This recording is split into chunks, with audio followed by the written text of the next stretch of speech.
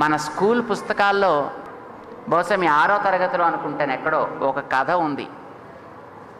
ఓ రాజుగారికి కల వచ్చిందిటర్రా. ఆ కళ్ళ ఆయన పళ్ళన్నీ ఊడిపోయాయని కల వచ్చింది. ఆయన మన్నాడు పొద్దున్నే లేచి పంతులు గారిని పిలిచారు.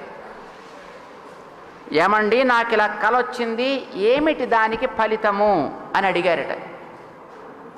బాబా ఆయన అమాయకుడు, అయ్యా మీకంటే ముందే మీ బంధువులంతా చచ్చిపోతారండి అన్నట్టు. దాంతో ఆయనకు ఒళ్ళు మండిపోయింది.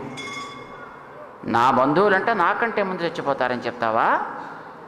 ఎవడ్రా అక్కడ, వీడికి 10 కొరడా దెబ్బలు వేయండి. మరి ఇంకొకడు వచ్చాట, అయ్యా నేను చెప్తానండి. చెప్పవా? మీ బంధువులందరికంటే మీరు చాలా కాలం బతుకుతారు మహారాజ్.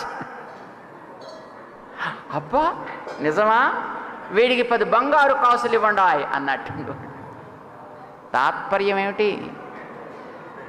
2 ఒకటే. కానీ ఒకటి ఆడితే ఎదటవాడి మనస్సు ఆనందపడుతుంది, ఒక రకంగా మాట్లాడితే ఎదటవాటి మనస్సు నొచ్చుకుంటుంది.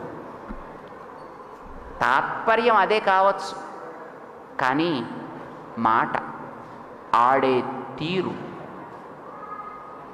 ఎదటవాడికి నచ్చేట్టు, ఎదటవాడిని బాగుపరచేటట్టు మాట్లాడతావా, లేకపోతే ఎదటవాడిని నొప్పించేట్టు, తద్వారా ఎదటవాడి చేత చీత్కరింప చేసుకునేట్టు మాట్లాడతావా? ఇది మనిషికి నేర్వవలసినది. అందుకే మాట్లాడటం మనిషి గొప్ప కాదు, సంస్కారవంతమైన మాట్లాడితే అది మాట. సంస్కారం లేకపోతే దాన్ని మాట అని అనరు. సంస్కారం అంటే qualification. You need to qualify your word.